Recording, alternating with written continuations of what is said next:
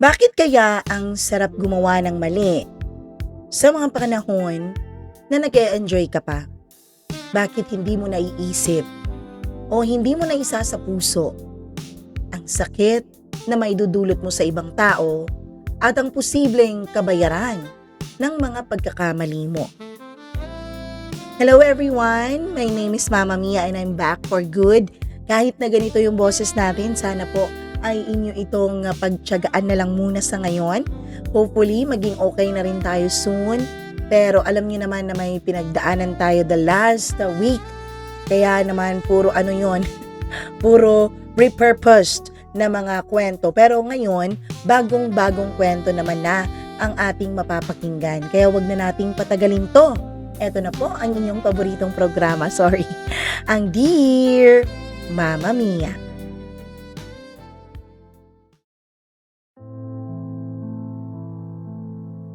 Marami tayong pagkakamali sa mundo na gusto nating baguhin at gusto nating pilitin na gawing tama. Pero merong mga pagkakamali na kahit anong ikli lang, napakalaki ng nagiging epekto nito, hindi lang sa ating buhay, kundi maging sa buhay ng ating mga mahal. Dear Mama Mia, hindi ko akalain na may mga gabi pa lang sapat na ang isang oras para wasakin ang buong buhay mo. Kung may nagsabi sa akin noon na ang gabing yun ang magiging simula ng pagsisisi ko, tatawanan ko na lang sana. Sasabihin kong, hindi naman siguro ganon. Wala naman sigurong isang gabi ang makakasira sa buong buhay mo. Isang gabi lang naman yan. Pero mali ako. Sobrang mali ako. Itago niyo na lamang po ako sa pangalang Kathy. Isang ordinaryong babae, may trabaho, may pangarap, may prinsipyo. Yun ang akala ko. Mama Mia, pagod ako ng gabing yun. Yung klaseng pagod na hindi nadadaan sa pagtulog ng mahaba o sa pagpapahinga. Yung pagod na dinadala mo kahit nakaupo ka naman lang. At dun po siya pumasok sa eksena. Hindi siya gwapo sa karaniwang kahulugan ng salitang ito. Pero may mga taong hindi mo kailangang tingnan para ikaw ay ma-attract. Hindi mo kailangang titigan para ikaw ay mahumaling. Ang kailangan mo lang ay maramdaman agad ang presensya ng taong yun. Nasa iisang lugar kami. Isang simpleng salo-salo. Wala namang plano. Wala rin akong inaasahan. Pero sa hindi inaasahang pagkakataon ay nagtagpo ang mga mata naming dalawa. Hindi naman yun ganun katagal gaya ng nasa mga pelikula. Pero parang sapat na ang tagal na yun. May ngiti siyang hindi naman ako binabastos. Pero alam kong hindi rin inosente ang ngiting iyon. Parang may alam siya. Parang may binabasa siya sa akin na ako mismo ay ayokong basahin. Parang may inaalam siyang sikreto na ako mismo ayaw kong alamin. Okay ka lang? Tanong niya. Tumango ako. Kahit hindi naman talaga ako okay. Doon nagsimula ang lahat sa isang tanong na dapat ay hindi ko na sinagot. Nag-usap kami. Mabagal ang usapan na yon. Maingat na tila ba nag-iingat ang bawat isa nang walang masabing hindi magustuhan ng isa. Wala namang pisikal na galaw na may maling ibig sabihin. Pero Mama Mia, kahit hindi kami magkadikit physically, ay may ibang gumagalaw sa loob ko. May paraan sa kaniyang pagkikinig sa akin. Yung tipong pakiramdam mo sa wakas, may tao nang nakakaintindi.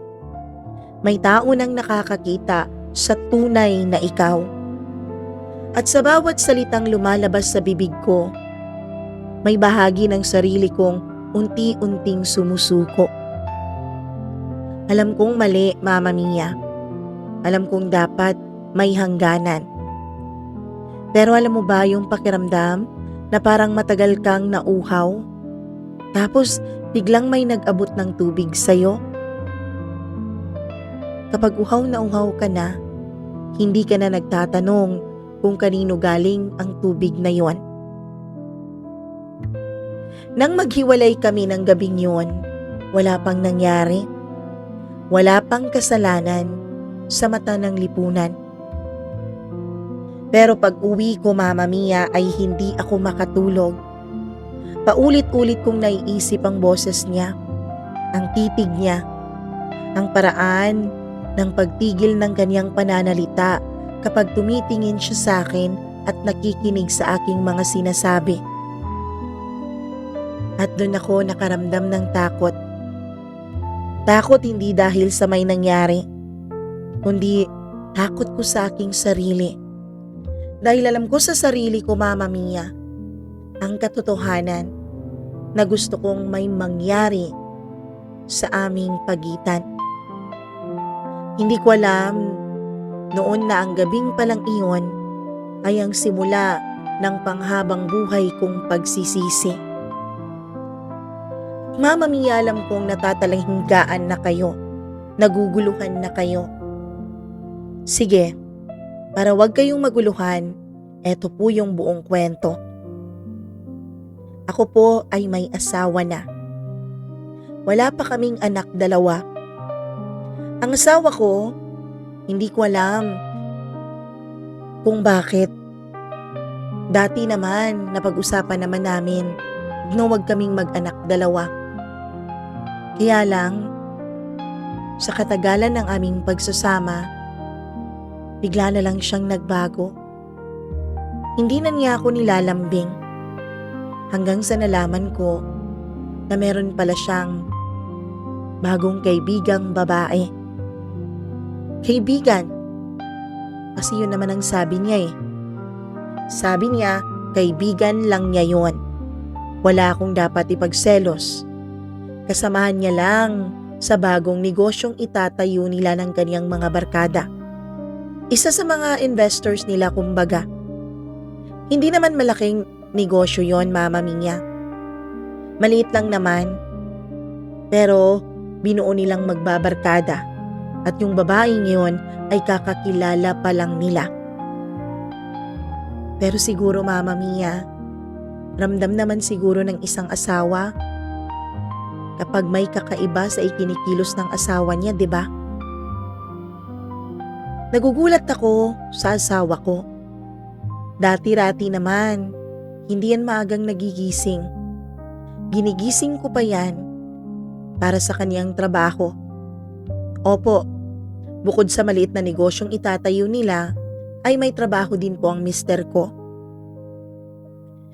Dati, halos nalilate na yan araw-araw. Lagi kong ginigising. Pero nung mga panahon na nagkaroon ng pagdududa ang dibdib ko, dun din siya nagbago. 5:00 pa lang ng umaga ay gising na siya. Agad-agad naliligo kahit na kulang sa tulog. Dati-rati naman, hindi yan naliligo eh. Pinipilit ko pa. Pero ngayon, parang excited na excited siyang maligo. Pagkatapos, Mama Mia, yung sasakyan niya na dati halos hindi niya maipa-car wash, ngayon 2 to 3 times a week niya pinapa-car wash. Iba talaga ang pagbabago. Iba talaga ang mga nakikita ko. Pinipilit ko pong sabihin sa sarili ko na wala lang yun. Pinipilit kong kumbinsihin ang sarili ko na Baka naisipan niya lang na baguhin ang kanyang mga old and bad habits. Pero hindi eh. Kahit anong pigil ko sa sarili ko na huwag mag-isip ng kung ano-ano, hindi ko po napipigilan. Nakakaisip pa rin ako ng kakaiba. Hanggang sa nakakakita na nga ako ng mga gamit na hindi akin sa loob ng sasakyan. Gaya ng tumbler na hindi naman akin. Kulay pink yun kaya alam kong hindi yun sa kanya. Ang asawa ko kasi Mama Mia, ayaw na ayaw niya ng kulay pink. Sabi niya, napaka OA daw, parang bata. Ang pink daw nababagay lang sa mga bata at mga dalaginding. Pero unti-unti nakakakita ako ng tali ng buhok na kulay pink. Nung tinanong ko siya, sabi niya sa koopisina niya lang daw na iwan. Hanggang sa nagulat ako. Bigla niyang sinabi na nagiging paborito na raw niya ang kulay pink. May nagbago na talaga. Iniiwasan ko po ang komprontasyon. Hindi po kasi ako confrontational na tao. Pero Mama Mia, meron talagang mga bagay na hindi natin napipigilan. Isang gabi, nakita ko siyang tumatawang mag-isa habang nakatingin sa kanyang cellphone. Sino yan? Wala, may tinitingnan lang akong meme. Anong meme yan? Wala ka na dun. Hanggang sa hinablot ko ang cellphone niya. At dun ko nakita na meme nga naman. Pero ipinorward sa kanya ng isang babaeng nagngangalang Clara. Sino si Clara? Yan yung sinasabi ko sa'yo. Yung bagong kasamahan namin sa negosyong aming itatayo ng barkada. Hindi naman po ako nagtago ng nararamdaman ko. Sinabi ko naman sa kanya na ayoko sa Clara na yon. Masama ang kutob ko. Pero ako pa ang naging mali. Sabi niya Mama Mia, napakasilosa ko lang daw. Napaka-insecure ko lang daw. Palibhasa, isa lang akong housewife. Palibhasa, yung Clara na yon ay isang career woman. Oo Mama Mia, nung naging mag-asawa po kami, tumigil po ako sa pagtatrabaho dahil yun ang nais niya. Ang gusto niya raw ay maging katulad ako ng mama niya. Isang housewife, taga-alaga sa kanya. Pero bukod doon, meron po akong trabaho online. Hindi niya po alam yon. Kasi ang schedule ng online work ko ay nakaschedule din sa kanya. Meron kasi ako mga kaibigan na nasa US. May mga trabaho sila na ipinapasa nila sa akin. Tapos binabayaran nila ako. Ayoko kasi na wala akong sariling pera. Hanggang sa kahit anong kausap ko sa mister ko, laging ako ang lumalabas na mali. Laging ako ang lumalabas na selosa. Hanggang sa hindi ko na lang pinansin. Pero aaminin ko Mama Mia, may mga gabi na kapag hindi siya nakakauwi, umiiyak ako. May mga gabi na nag-iisip ako ng masama. Pero sabi ko sa sarili ko, wala rin namang magbabago. Hanggang sa nung nakilala ko nga siya. Nung nakita at nakausap ko nga siya sa isang okasyon. Itago po natin siya sa pangalang Tim.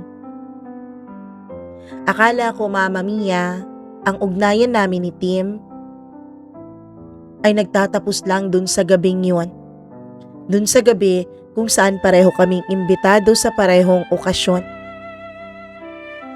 Akala ko, mawawala din siya sa utak ko. Pero akala ko lang pala yun.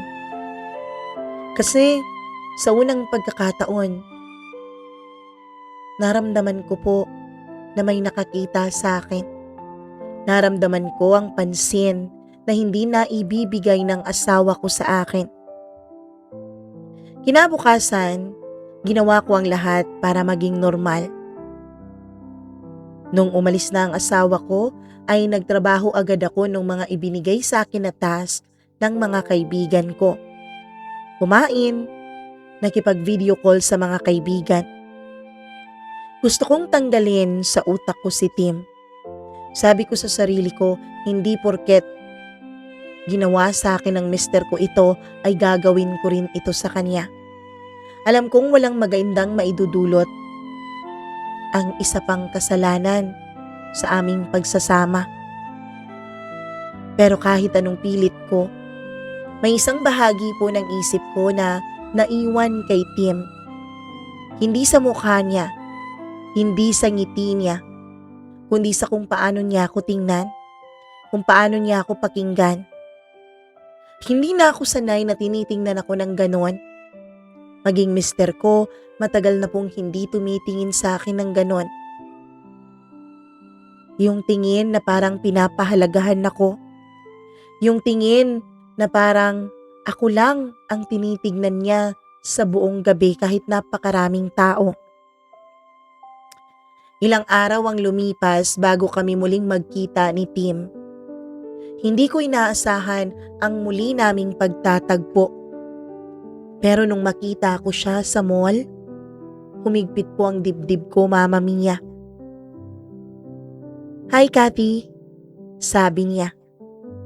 Simpleng bati lang naman yun. Walang bahid ng kung anuman. Pero bakit parang ang daming ibig sabihin? Ngumiti ako. Yung ngiting pinipilit kong maging kontrolado. Yung ngiting may distansya. Yung ngiting nagsasabing, dapat magkakilala lang kaming dalawa at hindi na humigit pa doon. Pero iba ang sinasabi ng puso ko. Iba ang sinisigaw ng katawan ko. Inaya niya akong magmerienda. Hindi ako tumanggi dahil wala naman akong ibang lakad.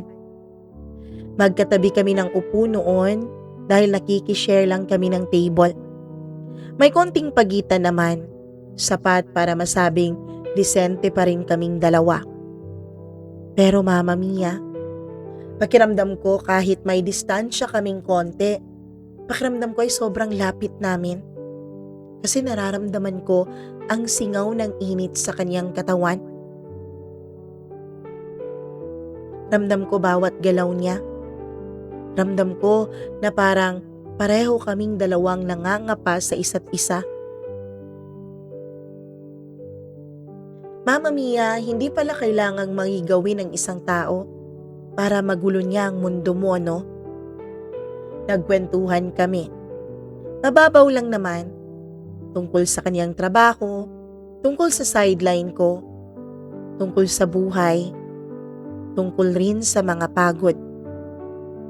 Ewan ko, pero habang tumatagal ang usapan namin ay nakakapag-open up ako sa kanya ng totoo kong nararamdaman, ng totoo kong nararanasan. Hindi ko naman nasasabi yon kahit kanino, kahit sa mga best friends ko, kahit sa mismong kapatid ko. Hindi ko kayang aminin sa kanila na may problema sa pagsasama namin ng mister ko. Pero sa estrangherong ito, kay Tim na pangalawang beses ko pa lamang nakita at nakausap, parang ang dali para sa akin na sabihin sa kanya ang katotohanan. Bakit parang napaka-komportable ko sa kanya? Bakit parang matagal ko na siyang kilala? Minsan nahuli kong nakatingin siya sa akin. Ngumiti siya. Hindi naman siya umiwas. Hindi naman niya itinago ang pagtingin niya. Mama Mia, sa halip na ako ang umiwas ay hinayaan ko siya. Tinitignan ko rin siya ng mata sa mata. At dun ko unang nilabag ang hangganan ko sa sarili ko. Kahit na wala kaming ginagawang masama physically, alam ko po sa loob ko, Mama Mia, na hindi ito tama. May asawa akong tao. Oo nga't hindi ako pinapahalagahan ng asawa ko. Oo nga't Iba ang pinapahalagahan niya sa mga panahon na yon. Pero asawa pa rin niya ako. May sinumpaan pa rin kami sa harap ng Diyos. Pag-uwi ko ay nakaupo lang ako sa kama. Hindi ko alam kung anong mararamdaman ko. Wala pa rin ang asawa ko kahit gabi na. Sa unang pagkakataon, Mama Mia, hindi po ako nag-overthink. Sa unang pagkakataon, hindi ko po pinigilan ang sarili ko na huwag siyang i-text. Dati-rati kasi, lagi akong nangungulit sa asawa ko eh. Nasaan ka na? Anong oras ka uwi? Pero ngayon, parang wala sa kanya ang isip ko. Parang wala akong pakialam kung umuwi man siya o hindi.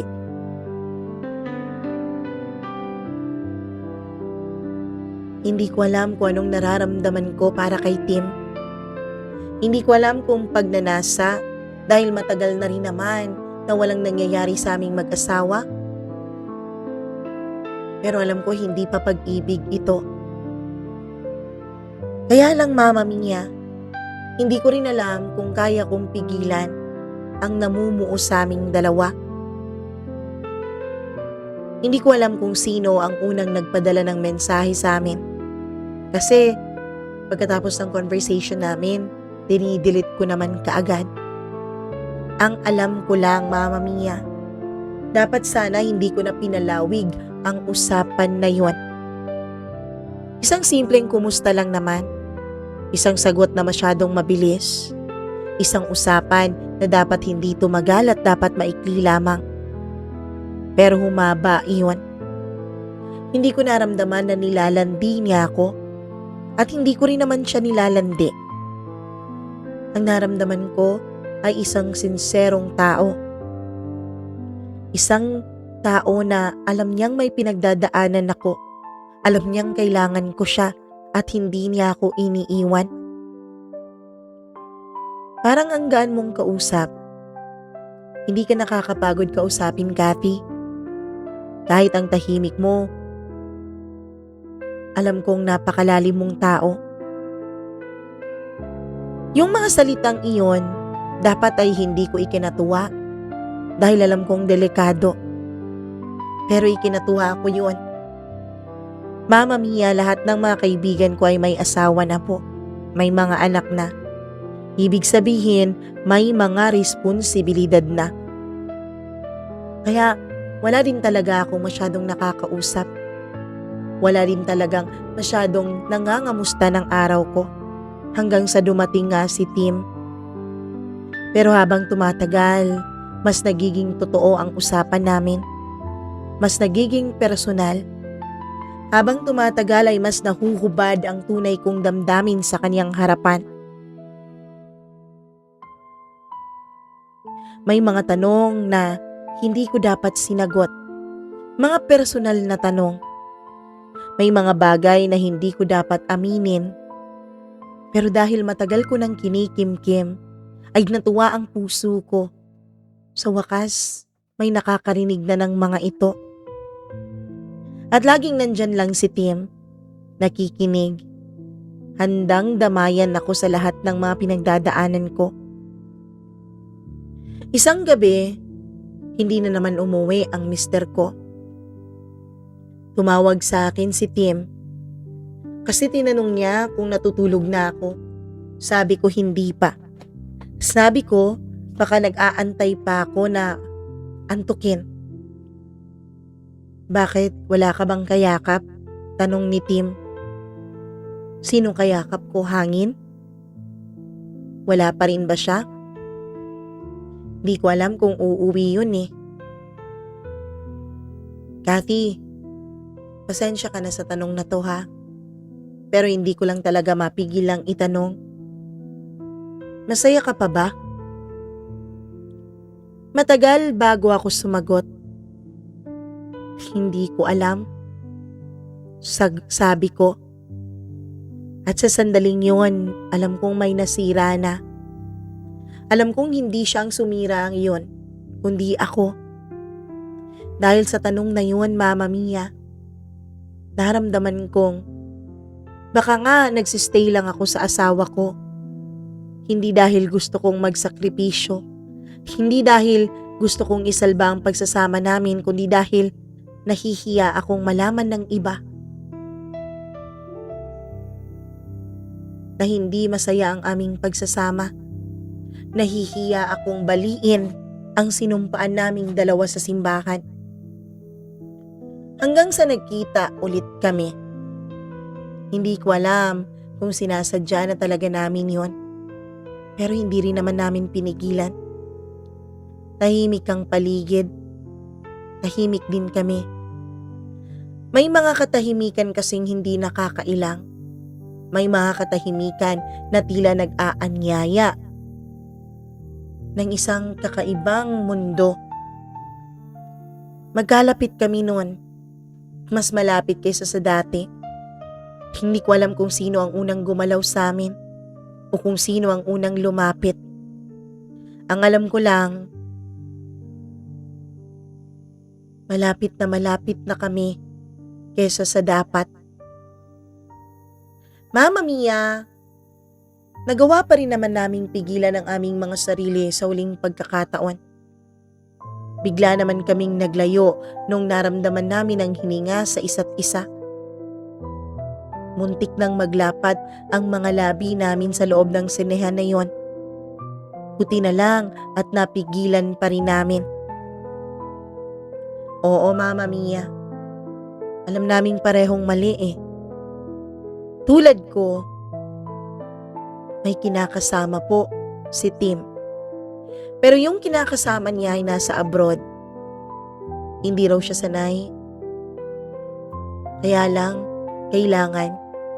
Kasi yung kinakasama niya, merong mga magulang na may mga sakit. Wala raw itong kapatid, kaya siya ang natatanging may responsibilidad sa mga magulang niya. Kaya napilitan itong mag-abroad. Pero Mama Mia, ang nangyari daw ay parang wala na itong oras kay Tim. Hindi alam ni Tim kung dahil pa ba sa trabaho. Nung muntik nang maglapat ang mga labi namin ay bigla kaming naghiwalay. Sa loob-loob ko tila may sumisigaw. Umalis ka na hanggat maaga pa. Pero may isang boses, may isang mahinang puwersa na tila nagsasabi sa akin na wag. Ito ang magpapasaya sa'yo. At minsan Mama Mia, kahit mahina lang ang puwersa na yun, minsan, yun pa talaga ang nananalo.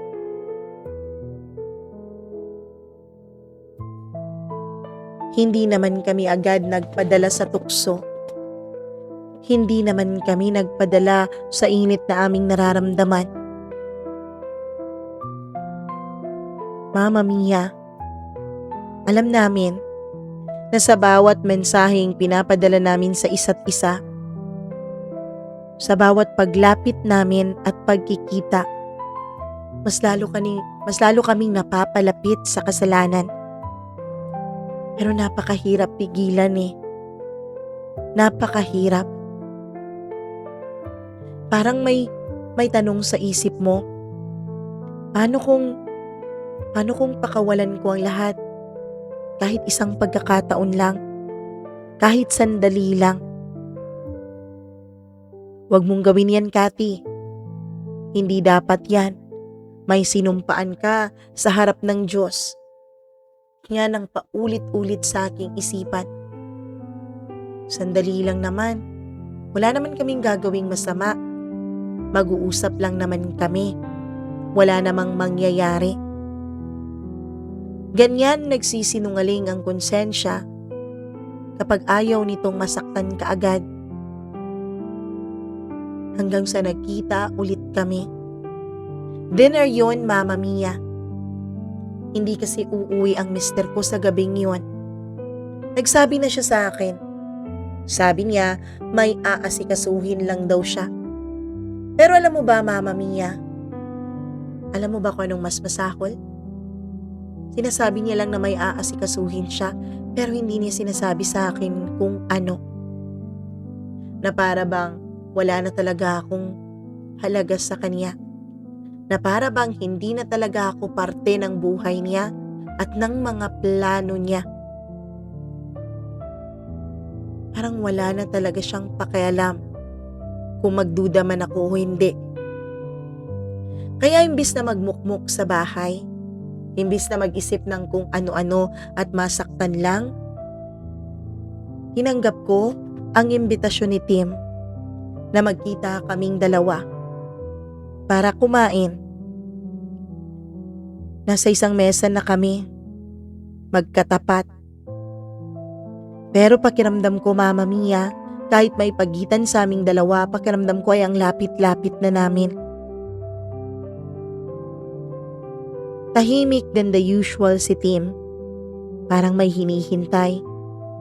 Parang ayaw lumagpas sa linya.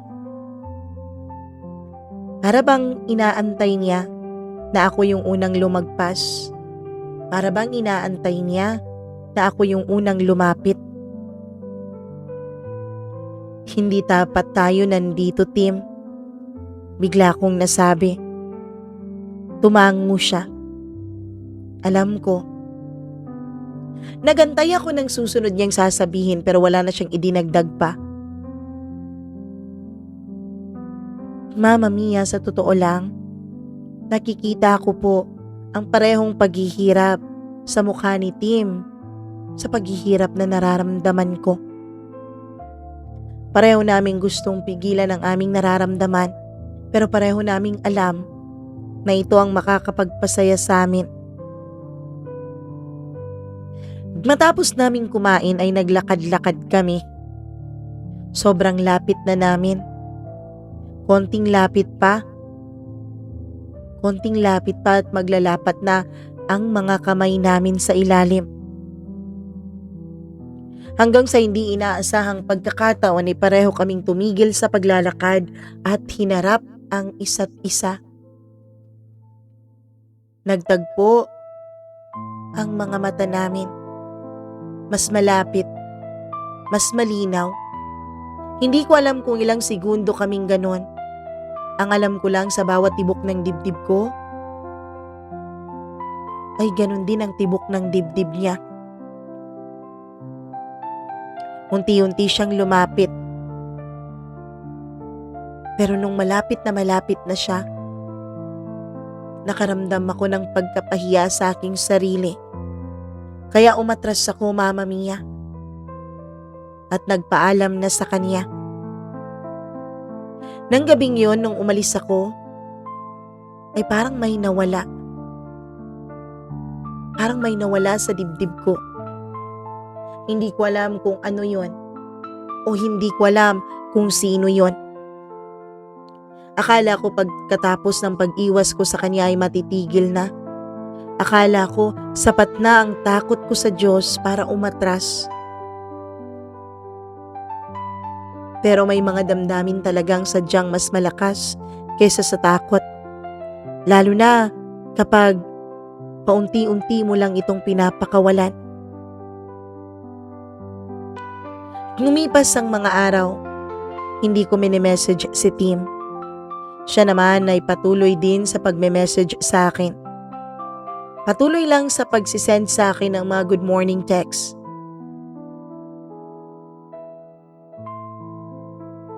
Pero ako hindi nagre-reply.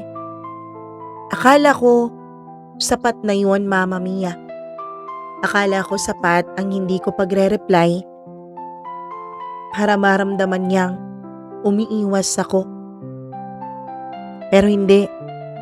Patuloy pa rin sa pagme-message sa akin si Tim. Hindi ako umalis ng bahay. Dahil ayokong magkaroon ng pagkakataon na baka bigla kaming magkita sa labas. Nagmukmok ako sa bahay. Nandun lang ako. Nagtatrabaho. Naglilinis. Pero sa pagkakataong to, Mama Mia, ang pagmumukmok na yon ay hindi na dahil sa mister ko. Kung dati nagmumukmok ako sa loob ng bahay dahil nag-overthink ako, nag-iisip kung ano na naman ang nangyayari. Kung anong nangyayari sa kanilang dalawa nung sinasabi niyang kaibigan niya lang. Pero ngayon, hindi na po ang mister ko ang laman ng utak at puso ko.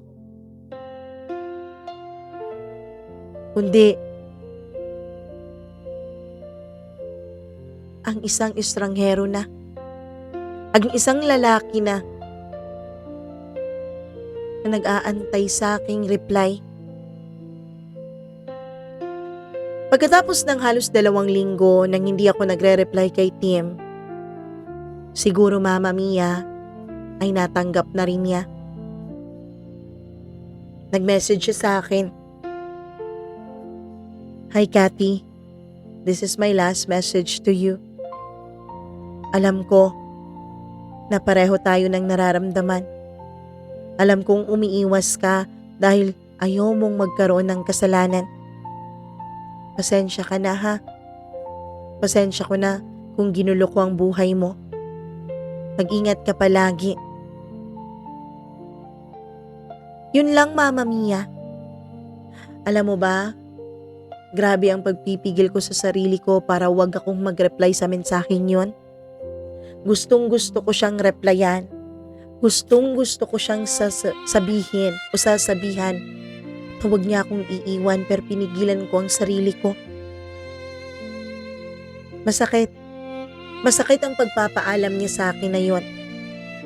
Lumipas pa ang ilang araw hanggang sa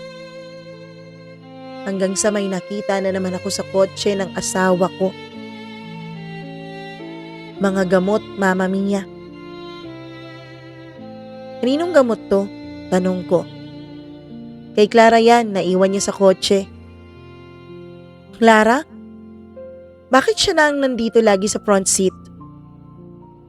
Nakikisakay lang naman yung tao. Hindi ba niya alam na may asawa ka? At saka ko napansin na hindi na pala suot-suot ng mister ko ang wedding ring naming dalawa. Mama Mia, grabe ang iyak ko noon. Hindi dahil sa mahal ko siya, kundi dahil sa napahiya ako. Nakakahiya, Mama Mia. Sobrang nakakahiya.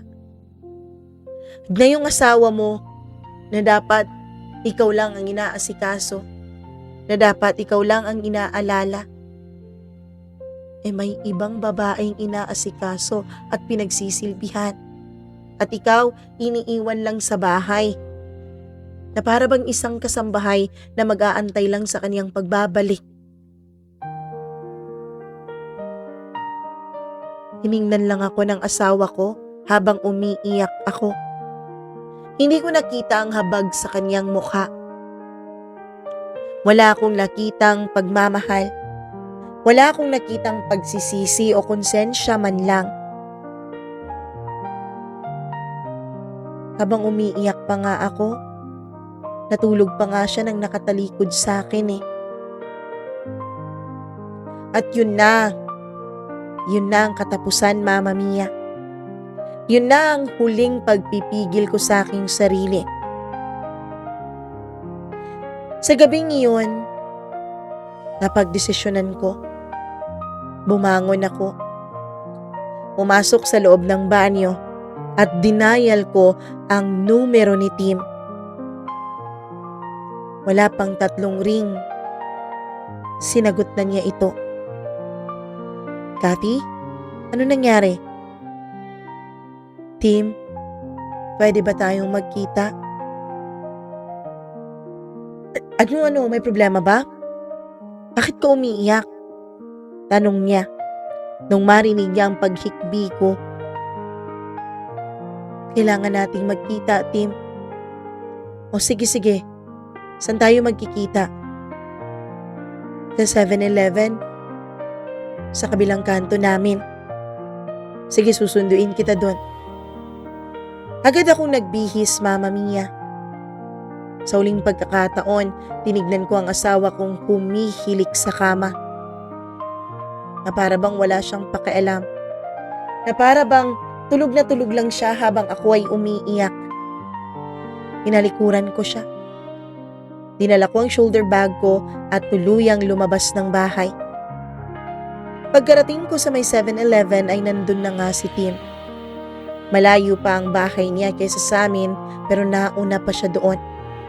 Agad akong pumasok sa kotse niya nung nakita kong walang nakamasid sa amin. O ano, okay ka lang ba? Paandarin mo please. Ilayo mo muna ako dito. Agad niyang pinaandar ang kotse. Wala kaming direksyon sa kung saan kami pupunta. Naghanap kami ng isang coffee shop na malayo, yung 24 hours open. At nun kami Mama Mia nag-usap. Sinabi ko sa kanya ang totoo. Sinabi ko sa kanya ang mga nahuli ko. Agad siyang lumapit sa akin at hindi na niya pinigilan ang kanyang sarili at niyakap na niya ako. Doon naman ako humagulgol sa dibdib niya Mama Mia. Walang tanong, walang salita. Nayaan lamang niya akong umiyak nang umiyak sa kanyang dibdib. Pagkatapos noon, nung mahimasmasan na ako, ay inaya ko na siyang umalis. Habang nagde-drive siya, itanong siya ng tanong kung iuuwi na ba niya ako. Sabi ko wag. Dalhin niya ako sa kahit saang lugar na gusto niya. Tinitigan niya ako Mama Mia, na para bang nagulat siya sa mga sinabi ko. Oo Tim, gawin na natin yung bagay na matagal na nating pinipigilang gawin. Pagkatapos noon ay bigla niyang iniliko ang kotse. Ilang sandali pa ay dumating kami sa isang hotel. Hotel Mama Mia at hindi motel. Agad siyang nakipag-usap sa front desk. Ilang minuto pa ay binigay na sa amin yung aming magiging kwarto. Pagpasok namin doon, ay pinaupo niya ako. Kung gusto mo nang matulog, pwede ka nang matulog ha. Sabi niya. Saan ka pupunta? Tanong ko. Bababa lang ako. Bibili lang ako ng makakain natin. Hindi na niya ako inantay na magsalita. Agad siyang tumalikod at umalis. Ako naman Mama Mia ay nakaupo lang sa kama. Nag-iisip kung tama ba ito. Nag-iisip kung tama ba itong gagawin ko.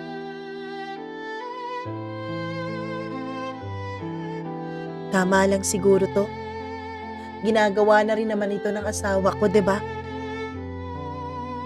Ilang saglit pa ay bumalik na si Tim. May bitbit na ilang chichirya at ilang mga inumin. Kung gusto mong uminom para mailabas yung nasa puso mo, pwede. May dala ako.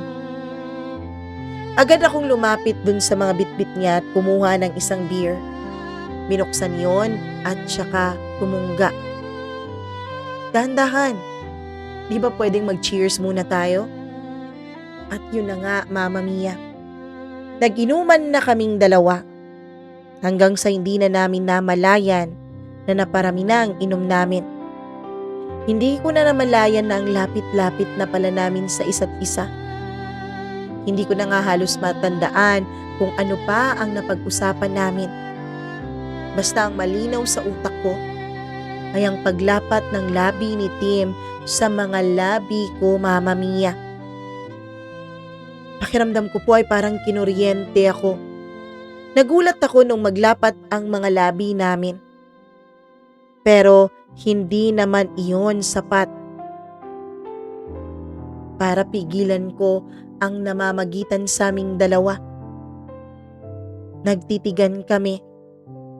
Sa pangalawang pagkakataon ay naglapat ang mga labi namin pero this time, ako na po ang pumila at kumabig sa leeg niya. Hanggang sa lumalim ang mga halik naming dalawa. Hanggang sa namalayan kong unti-unti nang tinatanggal ni Tim ang saplot ng katawan ko. Noong naka-underwears na lang ako, Mama Mia. At si Tim naman ay nakapantalon na lamang, ay bigla siyang tumigil. Sabihin mong ititigil ko, Kati, at ititigil ko to. Sabihin mong ayaw mo at titigilan natin to. Gusto ko, Tim. Gustong gusto ko. Hindi ko alam kung saan nanggaling ang mga salitang yon. Pero narinig ko na lang ang boses kong nagsasabi nun, Mama Mia. Sigurado ka? Tanong niya habang tinitigan ako sa mga nag-aalab niyang mga mata. Alab hindi dahil sa init, alab hindi dahil sa galit, kundi alab dahil sa init. Tumango ako. Pagkatapos noon ay muli niyang tinawid ang pagitan ng aming mga labi. At hindi na nga namin napigilan ang aming mga sarili, Mama Mia. May nangyari na nga sa aming dalawa ni Tim. Alam mo ba, Mama Mia, sa unang pagkakataon, matapos ang ilang buwan, ay nakaranas ulit ako ng sex. Kasi matagal nang walang ganun sa aming dalawa ng mister ko eh. Halos nakalimutan ko na ang pakiramdam nun. Pero iba ang pakiramdam kay Tim, na para bang iniingatan niya ako, na para bang sinisigurado niyang nag-e-enjoy din ako. Sinisigurado niyang komportable ako. At nung matapos may nangyari sa amin ay pareho kaming nakatulog. Kinabukasan nung magising kami ay hindi namin alam pareho kung pagsisisihan ba namin ang nangyari. Sorry, Kati. Hindi ko dapat tinake advantage ng kahinaan mo. Don't worry, Tim. Hindi naman kita sinisisi. Sorry nga kasi nadamay ka pa dito sa problema ko eh. Walang anuman yun. Napaiyak na naman ako at niyakap niya ako. Pagkatapos ay siniil niya ako ng halik sa aking mga labi. Mahal kita, Kati. I love you.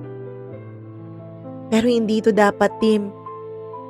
May asawa ako. May girlfriend ka. Wala na kami ng girlfriend ko. Nagulat ako sa sinabi niya. Ano? Oo. Nung araw na muntik tayong maghalikan sa loob ng sine, kinagabihan nun, kinausap ko ang girlfriend ko. Nakipag-iwalay ako sa kanya at tinanggap naman niya agad dahil may iba na rin pala siya doon. Kaya ikaw na lang ang inaantay ko, Kati. Ikaw na lang. Pero Tim, magulo ang buhay ko. Komplikado ang sitwasyon ko. May asawa ako. Alam ko. Alam kong hindi dapat.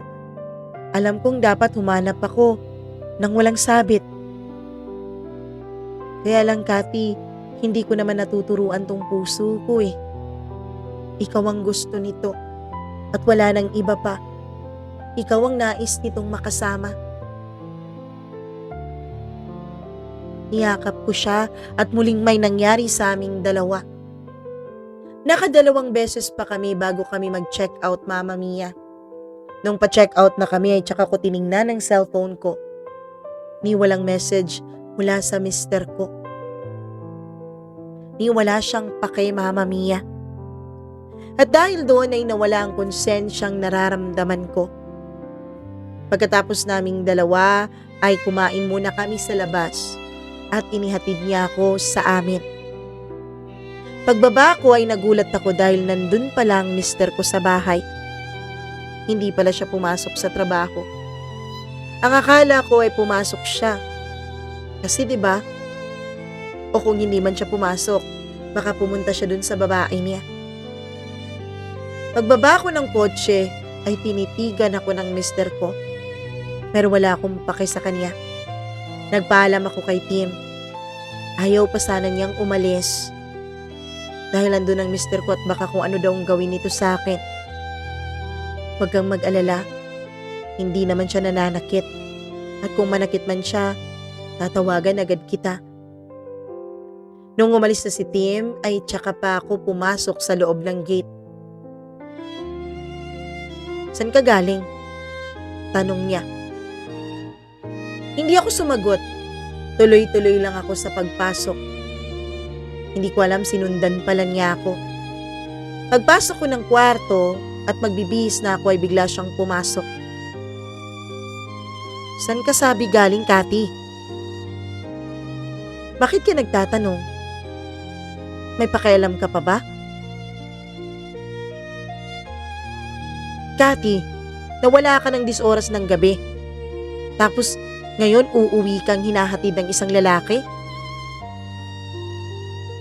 Bakit, George? Anong pakialam mo?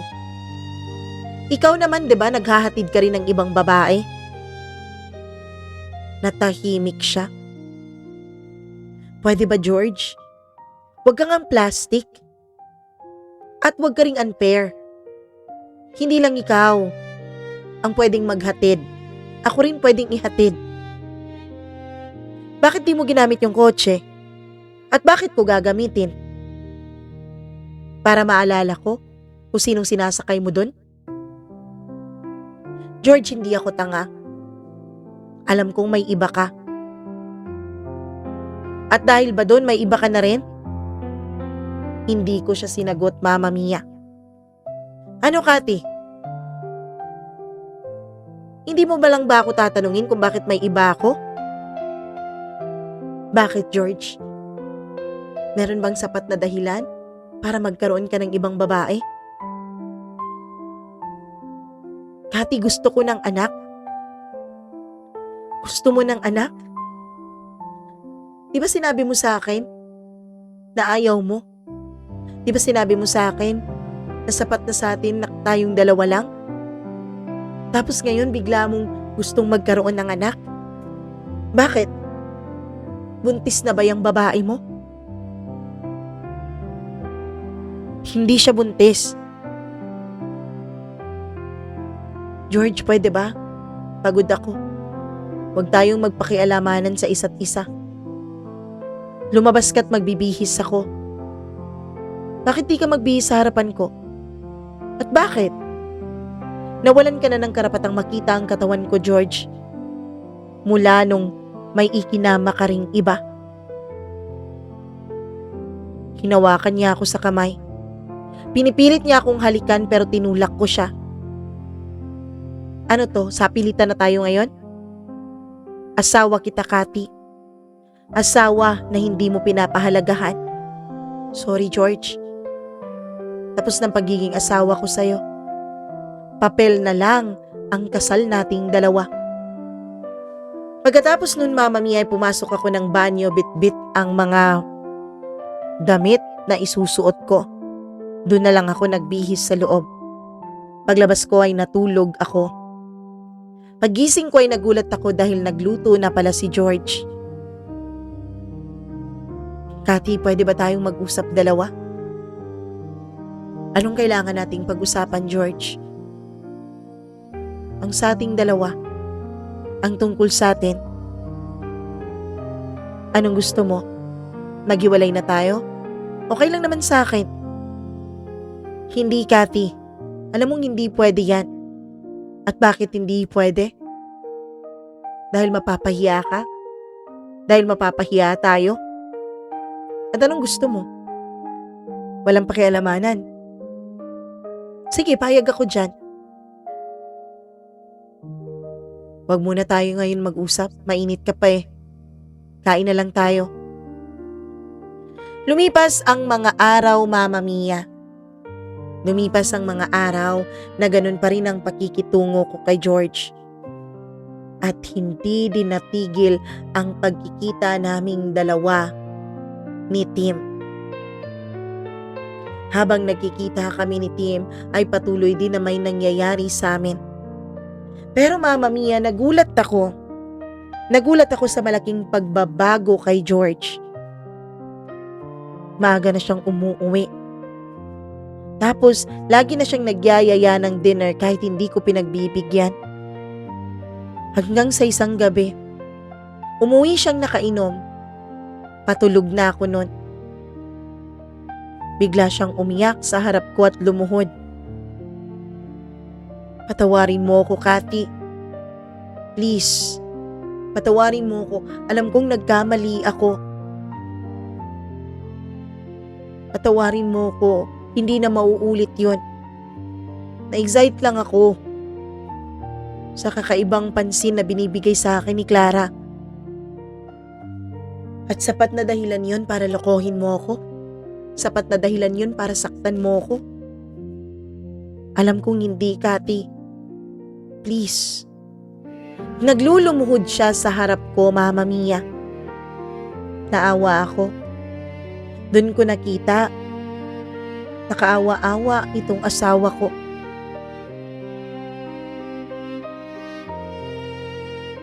Tinapos ko na ang lahat sa aming dalawa ni Clara, Kathy.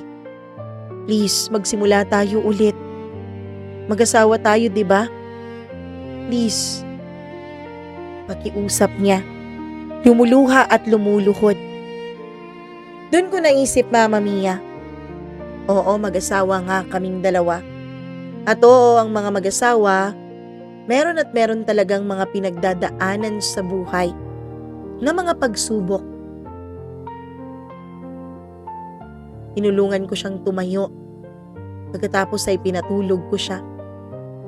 Habang natutulog siya ng mahimbing ay naiisip ko si Tim. Alam kong walang magiging future sa aming dalawa ni Tim dahil may asawa akong tao. Kaya tinawagan ko siya. Tim, I'm sorry. Pero hanggang dito na lang tayo. Hindi siya nagsasalita sa kabilang linya. Ayoko na, Tim. Salamat ha. Salamat sa pakikinig at pagtanggap mo sa akin. Pero magiging sumpa lang ako sa buhay mo. Makakahanap ka rin ng babaeng para sa'yo.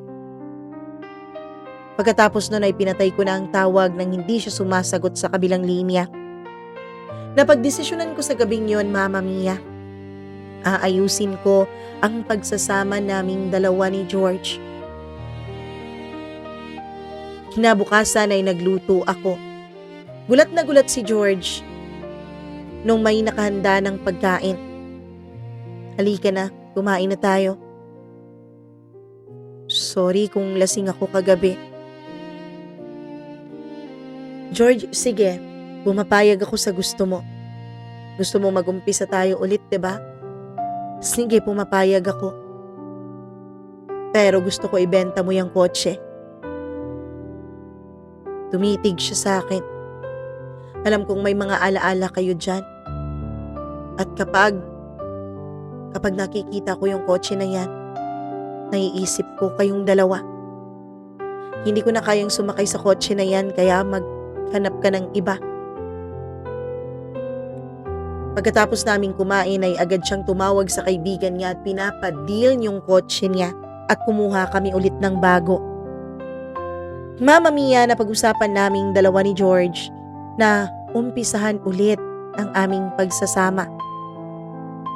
Kaya lang, isang umaga, pagtayo ko mula sa kama ay nahilo ako. Hilong-hilo ako, Mama Mia. Pagpasok ko sa banyo ay naduduwal na ako. Alam ko na kung anong nangyari. Kaya pagpasok ni George sa trabaho ay pumunta agad ako sa ospital at nagpa-check up. Tama nga ang hinala ko. Buntis nga ako at magdadalawang buwan na. Isang buwan pa lang noon matapos ang pagbabalikan at pag-aayos naming mag-asawa. Kaya alam kong hindi kay George ang batang ito. Pag-uwi ko ng bahay, ay plinano kong sabihin kay George aking totoo. Tinext ko siya, sabi ko umuwi siya ng maaga. dahil naghanda ako ng pagkain.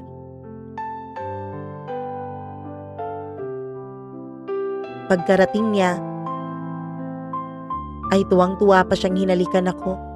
Tuwang-tuwa siyang ibinalita sa akin na meron raw nakaambang bagong promotion at mukhang siya daw ang mapopromote nito.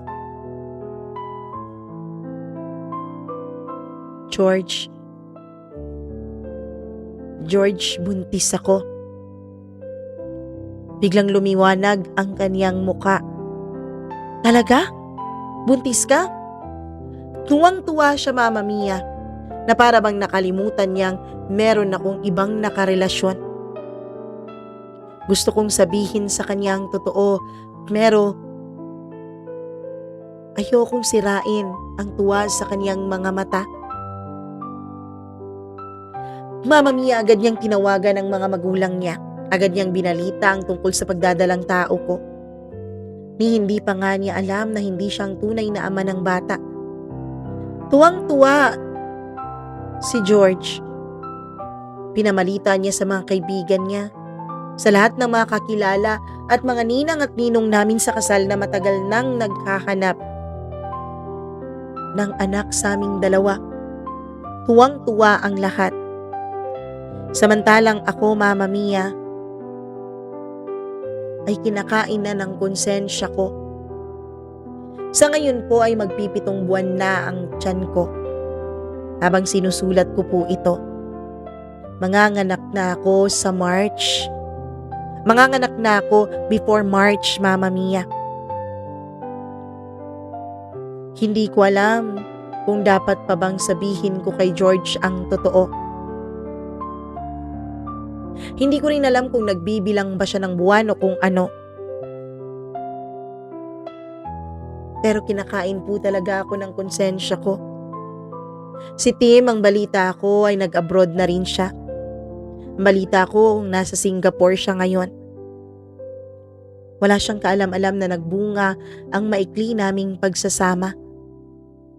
At si George, wala rin kaalam-alam na ang batang ikinatutuwa niya ay hindi sa kanya. Mama Mia, ano po ba ang dapat kong gawin?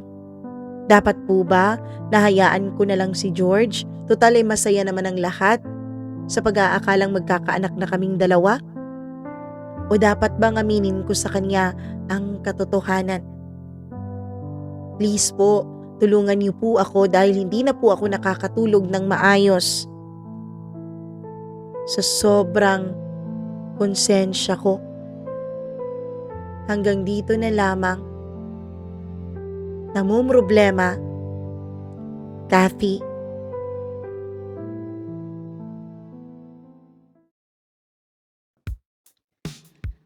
Kathy, hindi ko alam kung anong sasabihin ko sa'yo. Hindi ko rin alam kung alam na ba ni George ang totoo. Kung nagbibilang talaga siya ng buwan, malamang alam na niya. Pero, mas mabuti pa rin yung nanggaling talaga sa'yo. For me, aanhin mo ang kaligayahan kung puno naman ito ng kasinungalingan. Dapat malaman niya yung totoo at dun mo rin malalaman kung tanggap ba niya talaga yung bata o hindi. Kasi kung hindi mo sasabihin ang totoo, tapos baka pagdating ng araw, malaman niya, baka mamaltrato pa yung anak mo, 'di ba? Baka magiging komplikado ang buhay ng anak mo. Buti pa sa ngayon, hindi ka pa nanganganak kasi sabi mo before March. Feb 2 pa ngayon. Oo, 'di ba? So, pwede pa girl. Sabihin mo, para sa akin, sabihin mo ang totoo. Kasi the truth will always set you free. Dapat sinasabi ang totoo. May karapatan siyang malaman ang katotohanan. Kasi kung tanggap niya yung bata, pag-usapan ninyo kung kayo talaga ang tatay yung magulang, well then ang good. Pero kung hindi, at least diba, sa ngayon pa lang, malalaman mo na kung ano ang dapat mong gawin. Kasi wala naman talagang sikretong hindi nabubunyag. Mabubunyag at mabubunyag yan. At baka naman dahil sa kakastress mo, hindi mo pagtulog, baka ikaw din ang mangangayat, baka ikaw din ang magkasakit, baka may mangyari pang masama sa'yo, paano na lang ang anak mo? Alam nyo naman yung stress, number 1 killer talaga yan. So sa ngayon, hanggat maaga pa, sabihin mo na ang totoo, aminin mo na ang katotohanan. Pasensya na po kayo sa boses ng Mama Mia ninyo kasi hindi pa po talaga ako okay.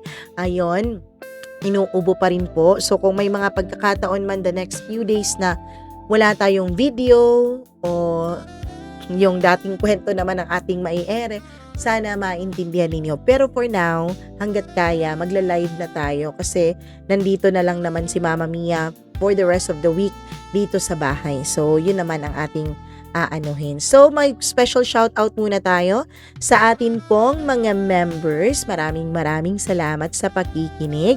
Hello ako. Ayun, sa nagbabalik member na si Marlia Giana Shane, maraming salamat.